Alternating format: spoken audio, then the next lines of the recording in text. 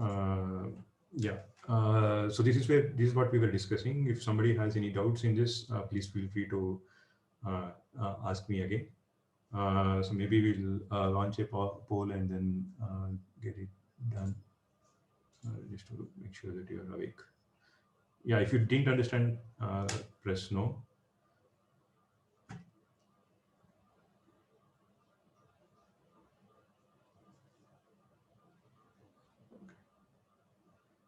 Okay, so there are very few people.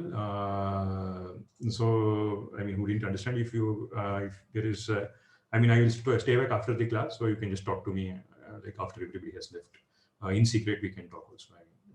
I mean, okay. The other thing that I asked is why is it called x86? I know a few people would have gone and read. For people who haven't gone and read, can you guess why it is called x86 processor or x86 instruction set architecture? Why do you think, like people for somebody who has not like, looked up on Wikipedia or Google, why do you think it's called x86? So the reason is simple. Let's say you are a chip manufacturer, right? And you are manufacturing chips, and you are coming up with latest, shiniest instruction set architecture every year, and you are releasing this processor with a new instruction set architecture. It is not just about releasing the processor; people have to use it, and for somebody to use this architecture, they have to write assembler and compiler for this, right? So, given a C program, you are writing these users are writing, or the programmers or users are writing their program in C or C++ or whatever language, and that is finally being converted into assembly code and then to your machine code or your instruction set. Suppose say you keep changing your architecture every once in say 1 year or once in 2 years or something like that, then the entire effort of this entire cycle has to be repeated, right? So I have to ask somebody who is writing this assembler or the compiler has to rewrite everything, and maybe you have come up with a very new set of instructions, but somebody has to understand those set of instructions, write their own, port their applications to this particular architecture. So which is not a viable thing to do, not from the point of view of design itself. Maybe you are come up with a better design, maybe it is faster, everything is perfect, but if you are not able to support the old programs, you will not be able to convince people to move on to this. So in the after the x86 architecture or 8086 architecture, Intel took a decision, a conscious decision, that any processor that they manufacture later, if the program was able to run on x886, it is definitely will be able to run on any of their future generation of processors. That's the promise that they made, which they have kept on, right? Even whether you buy an Intel Pentium 1, 2, 3, 4, or i7, i9, Coffee Lake, or whatever you buy, if the program was able to run on x8086 processor, then this will also run on. Of course, the reverse is not true, but there is backward compatibility. So that's what we call it as backward compatibility. So that's why any architecture that was manufactured is called x86 instruction set architecture. And AMD just brought the license. So AMD did not come up with their own ISA, right? So they have a different processor, but they have the same ISA, x86. So whether you buy an AMD processor or an Intel processor, they both use the same instruction set architecture. Like in the previous classes when we are dealing with these boxes, we came up with some of the like we came up with our own instruction set architecture. So similarly, there are many instruction set architectures available. MIPS is one kind of instruction set architecture. There is PowerPC, there is ARM, there is PDP-11, there is Sun Spark, there is Motorola's own architecture. In this class, in the lab, we will be concentrating on using a MIPS-based processor because it's easier to understand. There are limited number of pipeline stages, so it's easy to teach. But once you teach, the assignments will not be based. I mean, if I have to ask you to read something, it will also point you to read something about x86, something about PowerPC and things like that, so that you are exposed to other architectures also. But teaching will happen on MIPS. So you just have to go read and write 1 or 2 pages report so that you are exposed to some of the instructions in x86 and things like that. But the flow should be clear to you. Given a program, let's say, okay, I think I can show that, I guess.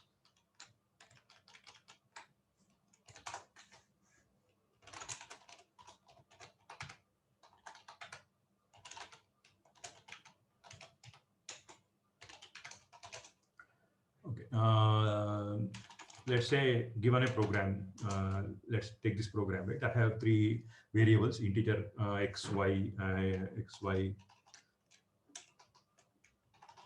z. X is, I am setting x equal to 3, y is equal to 5, z equal to 0, and I'm doing z equal to x plus y, and I'm doing a print. So this is the code. This is the code that I write in C, which means that I am able to understand this. But obviously, the machine will not be able to understand it. Finally, you will have to convert into just ones and zeros. But one of the preliminary steps is to convert it to assembly, because any assembly instruction can be just encoded into a 32-bit value or 64-bit value, and so on and so forth. So this will be in your next lab. So this is lab 1 will be which will be in your next lab. Sorry, lab 2 which will be in your next lab. But we'll just try this out. So let's we'll see what this exact command means, but later. So let's say I compile it. I know that everybody is now comfortable with using G++ compiler itself. So I'll just use this compiler. So it generates some junk. So let's say I will copy it to say some assembly code.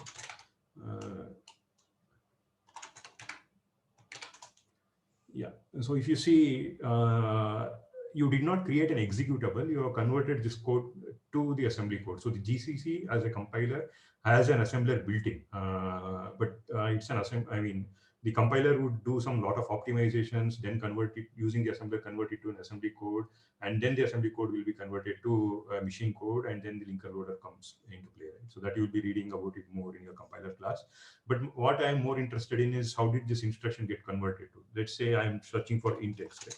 So this is the instruction. The one of the ALSH that I gave, it is telling me to also plug in the code. Actually, this particular thing will not be there when I just convert using an assembler. It is just that to help me understand which line has been converted to what line, I have printed this. So int x is now 3. So you can see that 3 is loaded into this. We are not worrying about what RBP means, what -4 means, anything of this sort. It is just an x86 language, because this is an x86 machine. It is an x86 language. You might come up with something else. You might say move move R1 comma or whatever. Right? So this guy is doing -4 comma -4 RBP 3. So you're storing 3 in this value. Then y is equal to 5. You are storing 5 in this particular value. Then you are storing 0 in -12. And finally, when z equal to x plus y, you are actually copying whatever was there in 4 and 8, which means that you are copying 3 and 5 to edx and eax, and then doing add. And then you are storing it back in z. So z's value is, you can know that it is, you know that it is -12 RBP, whatever that RBP means. It is -12 RBP. So with this, you have actually executed this instruction. Then comes printf. Printf is a library call. It has tons and tons of code that will be generated. It might be a function in itself and things like that, right? So you can see that you are taking a C++ code or a C code, and that is being converted to an assembly code. This will be taken as one single instruction. Let's say I am taking this one single instruction. This single instruction will be converted to machine code. Which will be a 32-bit value or a 64-bit value, and that will get executed by the processor. That's the guy who is sitting inside that box will execute this. So the flow should be clear to you. Given a C program, the compiler does a lot of optimizations. This O0 means don't do any optimization. O1 means do some kind of optimization. O2 means do one more level of optimization. O3 means do a lot of optimizing, do the best optimization that you can. OS means optimize it for speed. There are many other things that you will try, that I will be explaining it in the next lab, because that's your assignment, your lab that you will be doing this week also. But I would encourage you to try out O0, O1, O2, O3, and look at the assembly code. Can you recognize the assembly code and things like that, right? So let's say instead of, so what you should be trying out is something like this. Let's say instead of O0, I have O3. Then can I recognize something about it? That's what I'm interested in. So you can see that it has generated a kind of different code. So why did the compiler change something, right? So you can see that it has generated some other code. So you might not understand everything what is written here, but you should know that the compiler is generating different pieces of code. One of the best examples that you can say is, let's say I do this z is equal to x plus y, and I don't have this printf. Generally, then the compiler would generate a code which will not do this addition. The reason is very simple, because the compiler figures out that this dumb guy is not using z anywhere. So why should I even add it? So it will not even add it. So these are called dead variables. So the compiler is intelligent enough to figure out those dead variables and remove it from your code. So it will not convert it to an effective assembly code. But if I give O0, it means that don't do any optimization. So I just want you to try that out and then see if you have doubts, we'll discuss it in the next lab session. So this will be your lab thing that you will be doing in this lab. Okay, so we'll get back to what we were discussing. Does anybody have any doubt?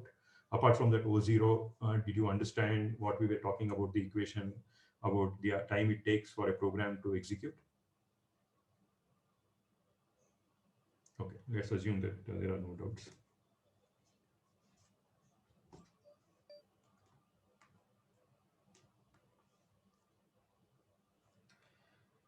Okay, so this will be the last slide lecture that I'll have from after these slides. There will be no more slides. It will always be writing. So this is, I think it's easier if I explain it using slides. So, but after this, there will be no slides that I will be using.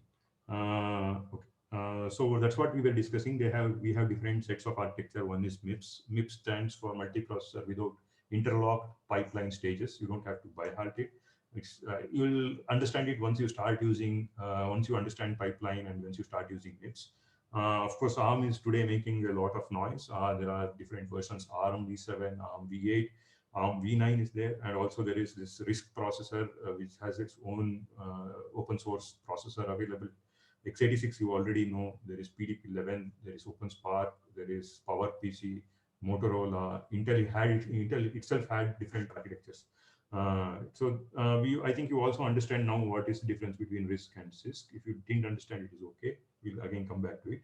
But for this class, we will be concentrating on the MIPS architecture, because in the lab, you will be writing programs using MIPS. But that doesn't mean that you should limit yourself only to MIPS. The reason is that, MIPS is easier to teach. But once you start understanding MIPS, I'll start giving you assignments, which will use other instruction sets. So you are expected to go and look up what that instruction does and implement that or do something like that. And for the project that you have, which is that for 40 marks, you will be coming up with your own instruction set architecture. So that is the goal. So you have to come up with your own architecture, design it, and show me how it is performing. We'll discuss about it as we move ahead. So this I have been explaining, but anyway, just for completeness, I will explain. So what does this instruction do? This is the same thing, right? This guy is there, and then there is this A. Instead of we calling it some is R0, R1, R2, they are calling it ABC. So this add does nothing but B plus C, and stores it in A. Right? So this is an instruction set. So add is one of the component of the instruction set. So add A comma B comma C means that B plus C is added and stored in A. Of course, you might come up with an instruction which the same thing might represent for you, that I should do A plus B and store it in C. Right? This is also valid, but these guys are doing this way, and irrespective of how you write, right? Whether you write it in Urdu or whether you write it in English, it's the same thing. So different architectures follow different way of doing this. But for MIPS, this is how it is done. I hope this at least is clear to you by now. If you are not understanding this, then there is a serious concern. Please talk to me after the class. As I said, you can talk to me in private, in secret. Zoom is encrypted, so nobody will get to know right, that you talk to me. So you can talk to me. Okay. So how many registers are there in MIPS? When I discuss about registers, it means these tiny boxes that are sitting with this guy. So how many such tiny boxes are there is the number of registers in MIPS. So there are 32 registers, and the size of the register is 32 bits, which means that it is 4 bytes. So I don't know whether you know this or not. I think we discussed this. 1 byte has 8 bits, say 1024 bytes make it 1 kilobyte, and so on and so forth. Right? This word in this case means 32 bits. A word is generally, it's not a fixed term. So it might mean 32 bits in some processors. It might mean 64 bits in processor. Word generally refers to how many bits at a time the processor is able to understand. So in this case, MIPS, it is 32 bits. Word is not fixed, but byte, wherever you go, whichever processor you go, a byte is always 8 bits. All right. How many bits are there in a nibble? I don't know whether you have heard of this or not. It's called nibble. Four. Yes, in a nibble there are 4 bits. Okay. So if you didn't know this, try to read about it. So you should know. You should have it at the back of your hand. You should say 1 byte is 8 bits. Say 1024 bytes is 1 kilobyte and 1 megabyte. Right? So and so on and so forth. So you should know how this is happening. Right? So why not more? Can anybody tell me now? Why can't I have it more? If my work is done in only 32 bits, then why should I have more? No. There is no different. There is no relation between 32 registers and 32 bits. House So is small and we can't, like, if you increase more, the time will also increase for executing. yes, yeah. Before that, like Aditya, what you said, right? The size of the box is 32 bits. That's what this guy is saying. Size of the register is 32 bits means the size of the small box is 32 bits. It can store 32 bits. But how many such boxes are there? It so happens that it's 32. It might have been 16 also. And why do I have 32? One of you said that I should limit the number of boxes. But more importantly, we saw something else. Why I am limiting it to 32? What happened? Why instead of 32? What will happen if I have 32 registers, 33 registers? Why can't I have 33 digits? One more register. So let's say I have space here. Instead of 32 registers, let's say I can add one more small box here. And let's say I have 33 registers. Why can't I have 33 registers? For naming them, we need extra bit. It will be Yes, useless. right. So 32 can be represented using how many bits? 5. 5 bits, right? So if I have 33 registers, then I would need 6 bits. So you know that, right? So this add a comma b comma c is finally converted into some set of bits, right? So this is some set of bits, and that will be given to this processor, right? So in this particular thing, some number of bits will represent the whatever the operation that I have to say. The some number of bits will represent the register, one register A, the other will say B, the other will say C, right? So if I increase the number of registers, then I have to increase the width of this. So it's a very important choice that you have to make. Okay. Anyway, we'll come to it again if you didn't understand. Yeah, go ahead. So is it necessary that a complete instruction fits into 32 bits? That's not necessary, right? In this case, yes, it has to fit in 32 bits because we said the size of the word is 32 bits. But what generally happens is even if you are, say, let's say your instruction goes beyond 32 bits, then you do multi-word instruction. So you can have let's say I limit it to 8 bits. Then you can say I will have 2 words for an instruction instead of having it in a single word. Let's say you are hell bent on making, instead of having 32 registers, you are convinced that having 64 registers is the best thing that you can do. And which means that it is not increased by not just by 1 bit, it will be increased by 3 bits, right? Because for each of them you need 1 bit extra. So those 3 bits you cannot fit it in, say, let's say you cannot fit it in this particular 32 bit. Then you have an instruction which spans 2 words. Okay. Yeah, but that comes with its own challenges if you do this. Yeah, so these are the design choices that you will have to make when you are building your processor. But anyway, we'll come back. So they have named these registers as S0, S7, T0, T9. These are just names that they have given. They have also have in the same 32 register, they also have a register called 0, which means that it always stores 0 and nothing else. You cannot store something else in that. 0 stores always 0. We'll see why that is a very good thing to do. Of course, there are other registers. So similarly, all these put together make 32 registers. And they also have this memory, right? So we said this guy is connected to some huge number of boxes. So how many such boxes are there? They say that it is 2 power 30 memory words. So the number of boxes outside that house is 2 power 30. You have 2 power 30 such number of boxes in your memory. Is that okay? Do you understand what that means? So you have this. So how does MIPS look? Then you have this guy. You have 32 small boxes, and then it is connected to one of the bigger memory chunk, and this has 2 power 30 such boxes, and each box can hold 32 bits. Right. So that's what is. That's what they are trying to say. Okay.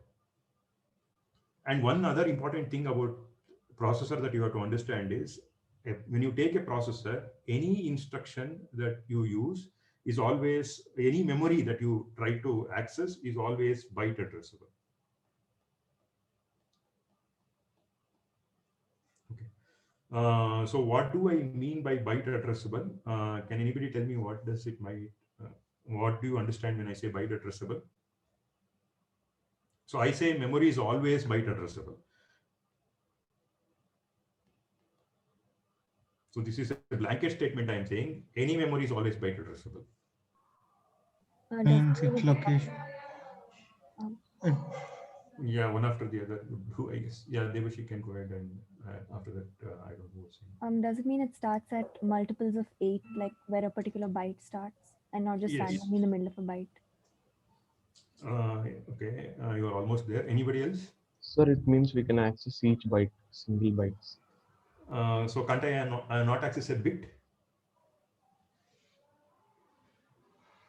Okay, let's say I have this memory, right? So this guy is there and there is this memory.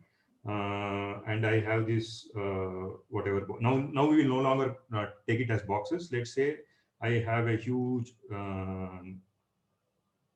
chunk of data. Okay.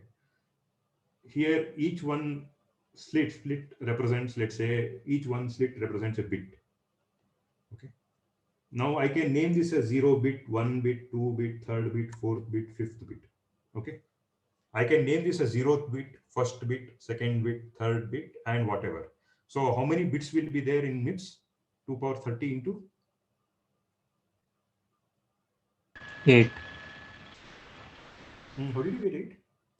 32. 2 power 30 into 32. 2 power 30. Oh yeah, sorry. 2 power 30 into 32. Right. Why? Because there are 2 power 30 such boxes and each box has 32 bits. So I have this numbering from 0, 1, 2, 3, 4, 5, 6. Right? I can do this. Right. I can also have something like this. The same thing. I can have the same infinite capacity. I will name this as 0th bit. Right. And after some time, I will name this as 1. And this distance is, say, 32. So now every box is named from 0, 1, 2, 3, right? So if I access 0th address, if I access 0th address, I get 1 bit. If I access 1st address, I get the 1st bit. If I access 5th address, I get the 5th bit or 6th bit, right? So here, if I access the 0th address, I get the 0th bit, 0th 32 bits. If I access this, I no longer get this bit. I get another 32 bits, the next 32 bits. Is this clear? Yes, sir. Yeah, but what does byte addressable mean? It neither this is true nor this is true. Byte addressable means you have, okay, I will not write it this. You have this memory of bits, but there is no way for you to access the 1st bit. You can only access in chunks of 8 bits. So the first 8 bits is called the 0th byte. The next 8 bits is called the 1st byte. The next 8 bits is called the 2nd byte, so on and so forth. Okay. So if I generate an address, let's say I generated an address load R0, my register, and I say access the address, memory address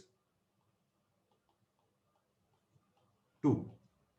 Then 8 bits will be loaded into R0. Is this okay? So you are always accessing byte, which means that any address that I generate is for a byte. It cannot be for a bit. It cannot be for any other multiples of byte. So any address that you generate is always for a byte. This is not just true for MIPS. It is true for any architecture you take, any memory you take, whether you take an SRAM based memory, whether you take cache, whether you take main memory, DRAM, whatever you can think of, even the hard disk, if you think of it, any address that I generate, that address is for a byte and not for a bit. Does it mean that you cannot access a bit?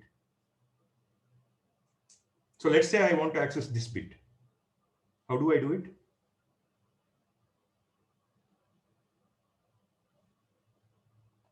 Let's say I want to access this particular bit. How do I do it? Sir, can we have the pointer for first one and add one? No, right? If I have a pointer here, and if I add 1, it will go here, right? Because the memory is byte addressable. So you can access the whole chunk and maybe after that process those 8 Yeah, right. So you have to access this particular byte, and then you have to do a specific operation in C programming. What do you do? Actually, you have read about this, right? a bit And of- operation. Bit manipulation, right? So all your Google programming questions, all of the companies programming questions generally have 1 or 2 questions on bit manipulation. So they are more interested in, can I extract 4 bits and see what is there in it? Can I extract 3 bits in it and see what it is? I cannot generate an address for the 2 or 3 bits. I get the byte which has this, or byte or integer value or whatever that has those bits, and I extract those bits. I do some kind of bit manipulation to extract those bits, and I act upon that bit. But any address that you generate is byte addressable. If you didn't understand it, is okay. I think you will understand as you go ahead. Just keep it in mind that the memory is always byte addressable, which means that any address that you generate, if I generate 0th address, it means that you are accessing the 0th byte. If I generate the address, so let's say this address is called X. Next, if I generate an address X plus 1, if I generate an address X plus 1, you are actually accessing the first byte. If I do X plus 1 plus 1, which means that the 0, it's plus 1, then I am accessing the second byte. I am not accessing the second bit. I have seen a lot of people doing this mistake. So just keep this in mind.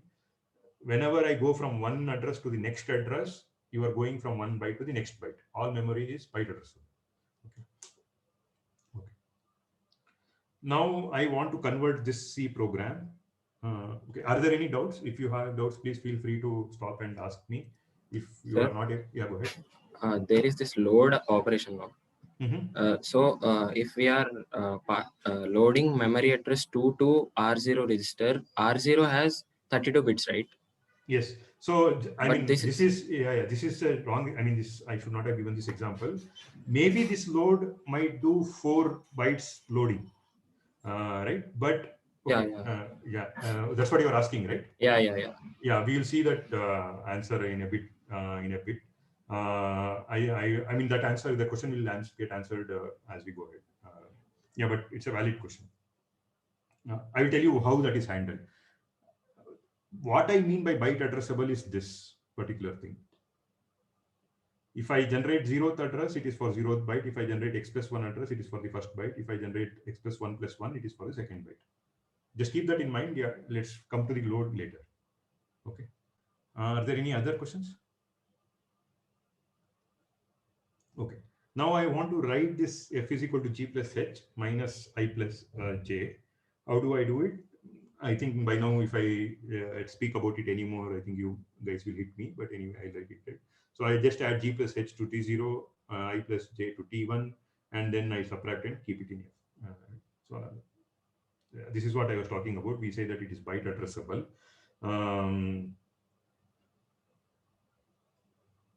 Okay, so there is a mistake here. Sir, is there any reason for T0 and T1, or they are just some random things? No, they are called temporary registers. So these are temporary registers. So you will know about it as we go ahead. So it's temporary registers. So S has specific name, A has specific name, and so on and so forth. A is generally used for address. But of course, nobody is stopping you from using it to something else. But when you are writing programs, it's easier for you to remember. That's all.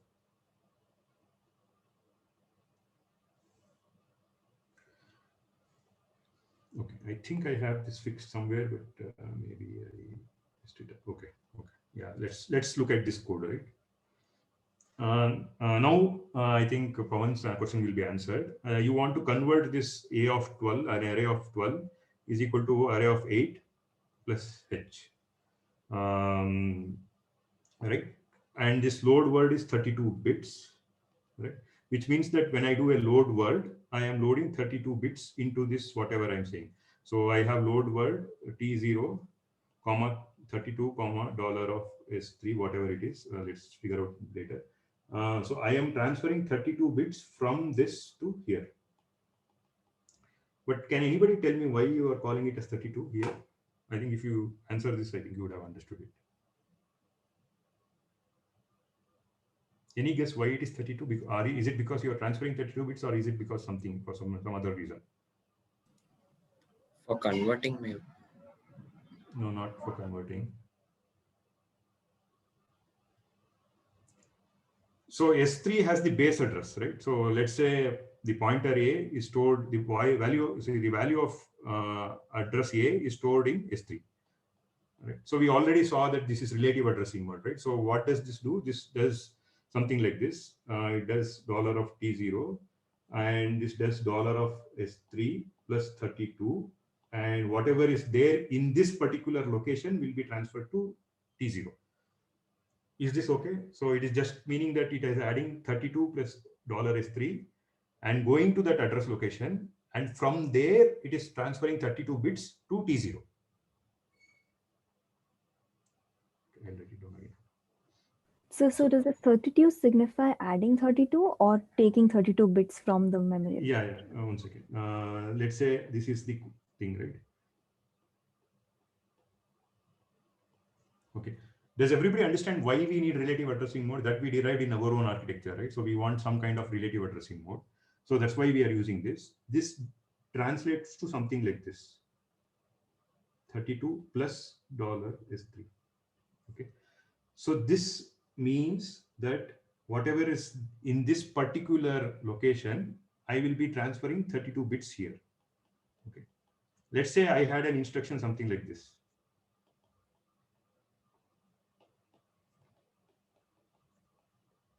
We have it anyway here, right? So we'll write it here. Now, what does this translate to? This translates to something like this.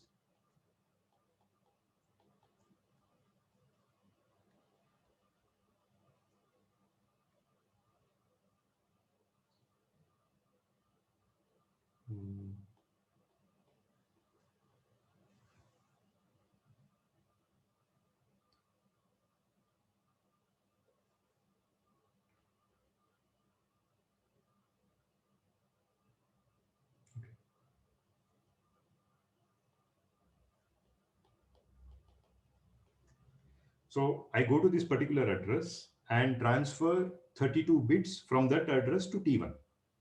But why? What is this 32? What is this 32? Or this 32 and this 48 mean to you? Indexing. Yeah, indexing. But what are you indexing? Those bytes. Yeah, but how did you get 48? 48 by 8 something. No, right? Just think about this. So what do you know? You know that there is this memory. Okay. So this guy is there, and we have a memory, and there is this huge chunks of memory, right? So there is this I hope everybody understands. So this will be the 0th byte. This will be the first byte. This will be the second byte. This will be the third byte. This will be the 4th byte, so on and so forth. Okay. Now, when I'm talking about 32 plus S3, let's say S3 was 0. Let's say S3 was 0. Right. Let's assume in S3 it is 0, which means that you have started storing A from here. Now you are saying go to 32 plus 0, which means that you will come somewhere here and go to this 32 byte. All right. You'll come to this 32nd byte. And from here, you will read 32 bits. From here, you will read 32 bits or 4 bytes. But why did you come to the 32nd byte?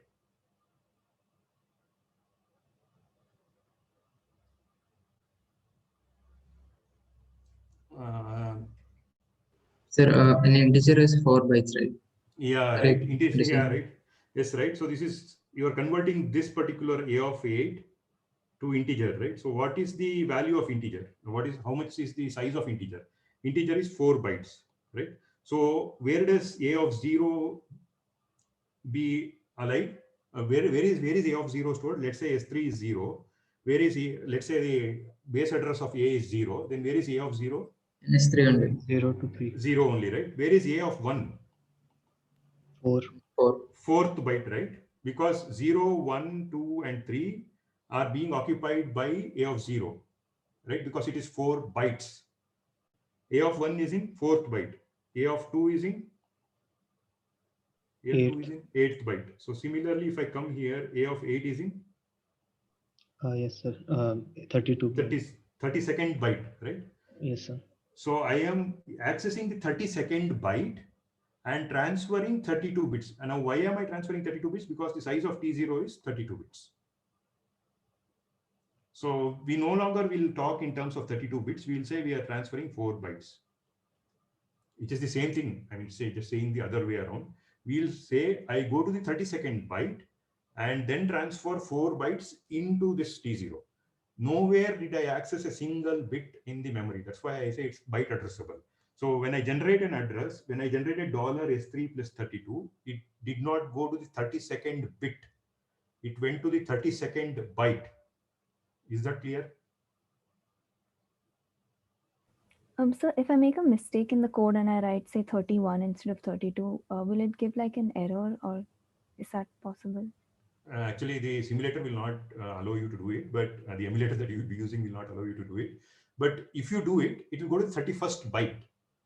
That's all. But it will not go to the 31st bit. It will go to the 31st byte. And sir, if I have, let's say, long or double, then how can I put 8 bytes into T0? So you will have to do it. You will have to do two loads. Yeah. Okay, sir. So the compiler has to generate 2 loads for that because it's a 32-bit word architecture that you are using. Yeah, it's a good question. So now can you tell me why am I doing 48? Because I'm accessing 12th byte, right? But please keep in mind that you are never accessing a bit. You are going to the particular byte and accessing it. From that byte onwards, you are accessing 4 bytes because your word length is 32 bits or 4 bits, and this load is doing 4 byte transfer. So the CPU can handle 32 bits at a given point of time. So it can transfer 4 bytes.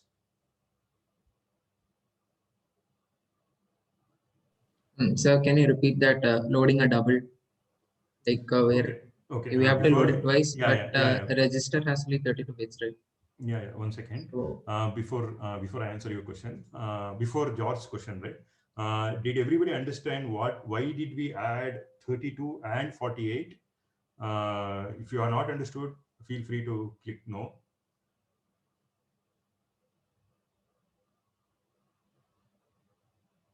Okay, so there are many people who haven't understood. I think at least like 20% haven't understood. Okay.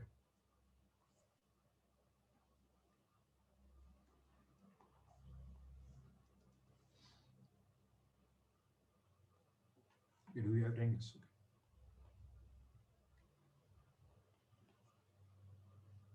Okay. What's the example?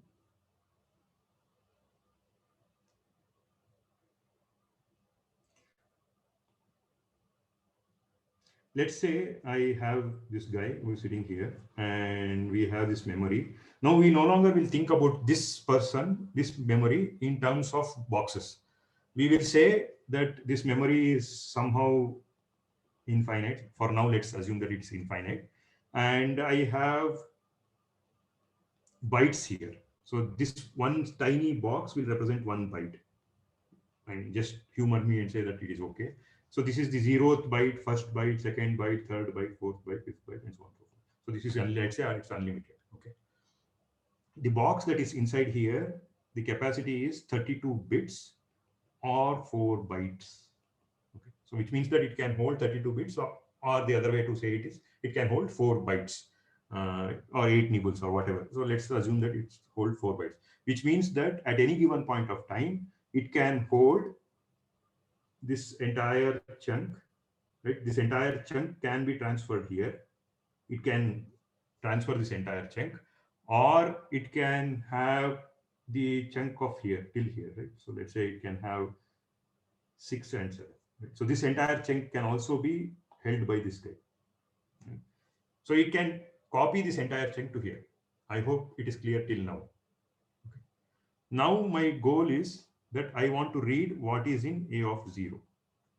So A is the base address and 0 is the offset. Right? This is not even in terms of assembly level programming. I'm just talking it from the terms of C programming. So A is the base address, 0 is the offset. Now I want to say, I want to copy this A of 0 right?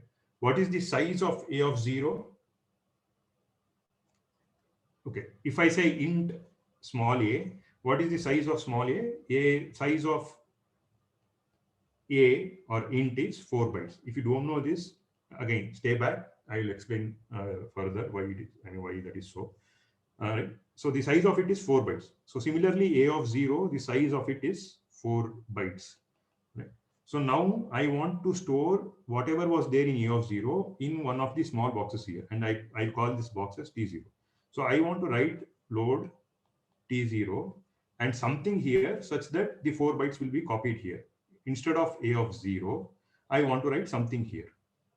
And what is that something? Let's say what is the address of a is stored in s of 0. Let's say s is keeping track of what is the address of a. So the address of a is s of 0. So now I write something like this. I will write 0, 0 of dollar of s0. The same load. The way this load works in MIPS, it's again for MIPS, the way it works is it will be converted into something like this. When you came up with an architecture, you saw something else. I think we wrote in a different way, but that's a different architecture. This will be converted into 0 plus dollar of S0. Whatever is there in this address is transferred to T0. Now let's say S0 is 0, which means that A of 0 is 4 bytes. So it is occupying this entire chunk. A of 1 is occupying this chunk. A of 2 is similarly occupying another 4 bytes, so on and so forth. Okay, so I hope this is clear.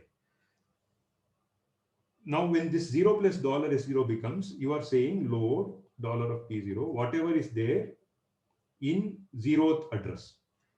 I go this girl will be said load from 0th address. And this particular load, it's a 32-bit word architecture. So this, but when it comes to 0, it will not just load 1 bit or 1 byte or 2 bytes. It will load 32 bits or 4 bytes, which means that this entire thing will be loaded here. 4 bytes will be loaded here. I hope it is clear. Now let's say I want to load A of 1. Then I write the same instruction, but instead of writing 0, 0 of dollar of S0, I write 1 of dollar of S0.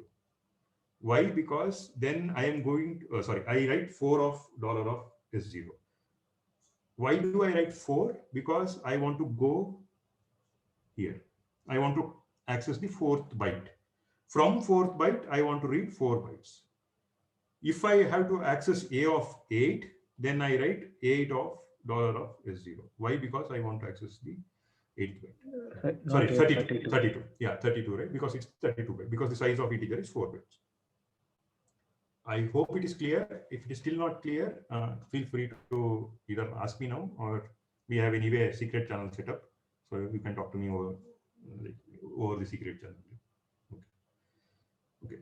So I think somebody else was asking, what do I do if I have to load 8 bytes? All right. So let's say, so that's an interesting question. What that person is saying is, sorry, I don't remember your name. If it was physical class, by now I would have remembered names. So he is saying instead of int of A0, it is something like long of A of 0. Now A of 0 is no longer this 4 bytes or this 4 bytes. A of 0 is what? A of 0 is this entire 8 bytes because it is taking 8 bytes. Now, how do I store A of 0 in one of T0? No, I cannot hold it in T0 alone. Let's say I want to do an addition of, let's say I have declared a program which says a long of A comma B comma C, and I want to do A is equal to B plus C. I no longer can store B in one register, C in another register, and just do an addition. How do I do it now? We can use two registers for one variable. Yeah, right. So now each variable will be held on in 2 registers. So you will finally require 6 registers. So you will split up this entire long into high long and high word and low word. And then you will first add the lower bytes, and then you will carry on the carry and add it to the higher byte. So it's a bigger program that you will write. That's the only way you can solve this in your architecture, in this architecture. Okay, the last part, if it is not clear, it's okay, but I hope at least you understood how this is being converted. Is there anybody who did not understand this? Yes, Gautam.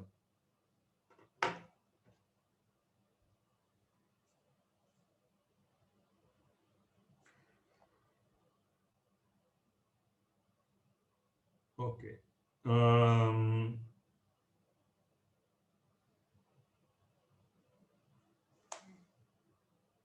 Okay, I think I have time for talking about Big Indian and Little Indian. But before that, did you understand what we are trying to do here? I mean, if you have understood this, I think you will be able to write any program given to you. It's just that you will have to write a bigger program, or you will do a lot of things when you're writing assembly code. But more or less, you would have understood. One of the important takeaways is this is byte addressable. So which means that if I generate an address for 0, it is for the 0th byte. This particular box has 8 bits inside. So any memory you take is always byte addressable. Even this register is byte addressable, but it's just that it is able to store 4 bytes in that register.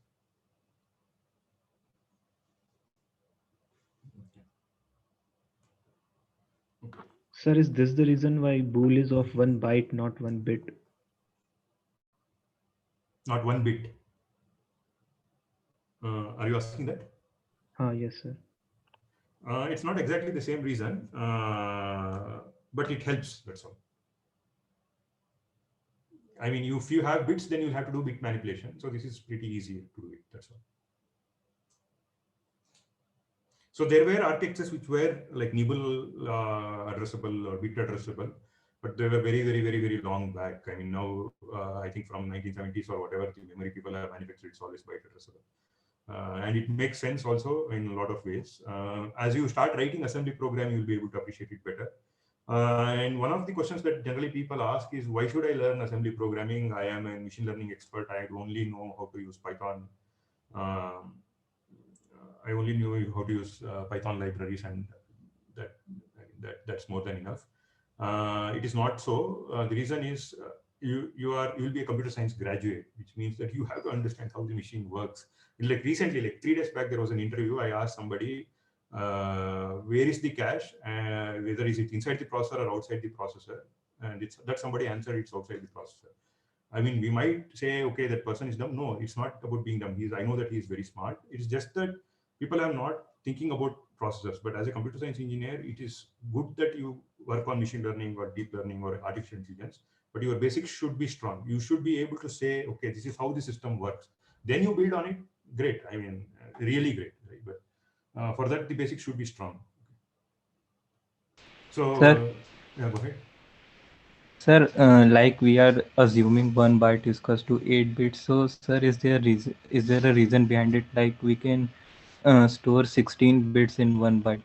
Like... No, it is just a naming convention. You could have had 16 bits. It's just a naming convention because 1 byte is 2 power 8, and 2 power 8 is more or less enough to store a lot of things, lot of data activity, right? 2 power 16 is a pretty huge number in terms of storing a lot of things, right? So that's the reason. No, I was saying like if the byte capacity can be increased, so like instead of, like you were saying that so you are saying instead of having this nibble addressable, we can have like more. Yeah, you can do it, but the only thing is, let's say you want to do something on a byte, then you will have to do bit manipulation to extract that particular byte out. It's like storing a bool in an integer variable. Or let's say you're storing a character in an integer variable.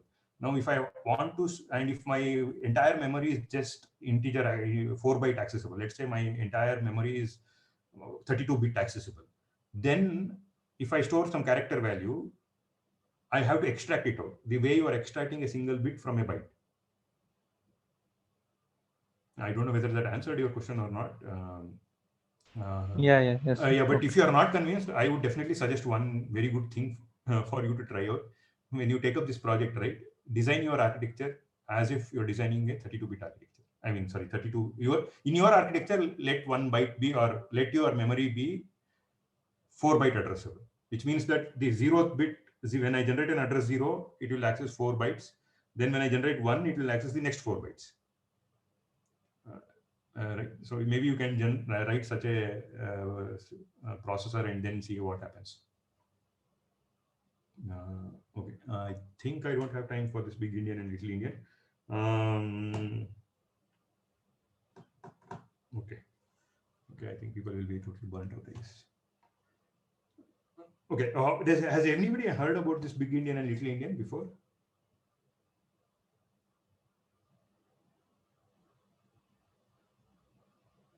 Okay. Is it okay if I take another 5 minutes? I just introduce. If you are not understanding also, it's okay. Or are you burnt out? Okay. No answer means they are burnt out. Okay. So we'll continue in the next class. I'll stop the recording. I'll stay back for